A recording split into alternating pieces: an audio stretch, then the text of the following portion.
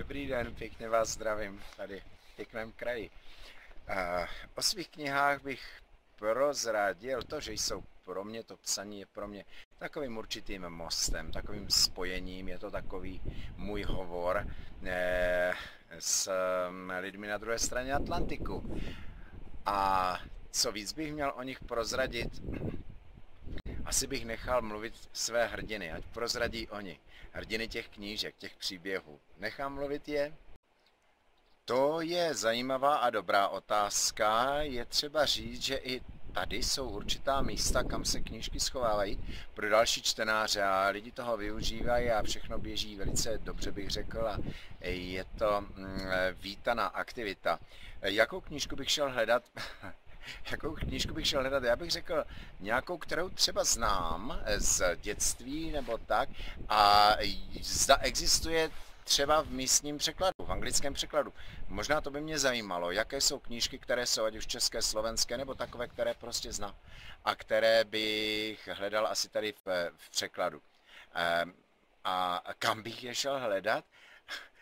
Někam, kam bych se vydrápal, abych to zvládl, abych pak ještě měl sil na to, abych si to přečetl, tu knížku. Takže kdyby byla na vrcholu některé té hory, nevím, co by to by byla možná vkladní knížka, nevím. Mám rád takovou literaturu, která je spíš klukovská. Navzdory tomu teď čtu knížku Ellen DeGeneres, a to jsou vlastně její takové příhody. Ellen DeGeneres to je televizní populární osobnost, která každý den má takové své povídání v televizi, lidi ji mají rádi, má veliký smysl pro srandu a ta popisuje své příhody a to se velice dobře čte. Čili na veselou notu, to rád čtu.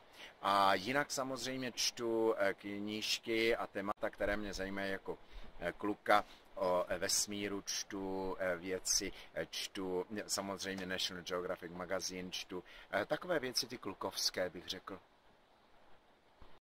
To se ví, že ano, připravuju. Já mám poznámky, témat, o čem bych chtěl psát. A tak občas mě ta inspirace najednou ťukne a já si udělám tu poznámku a pak už je na mě, jakým způsobem na tom pracuji dál, rozvinu to téma, ale těch témat mám celou řadu, o kterých bych chtěl napsat a rozvinout. A pak už jen pustím do příběhu své hrdiny a nechám je jednat, aby oni sami vyprávěli ten příběh. A pak jenom sám se divím, kudy se třeba ten příběh ubírá.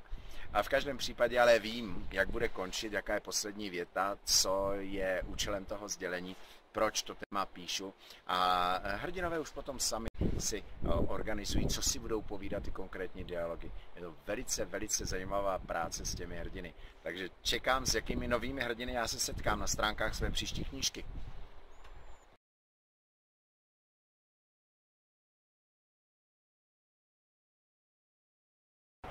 Motám sa v Calgary a stretla som tu spisovateľa Zdeňka Hanku. Tak nám prosím povedzte, aké je vaše momentálne želanie?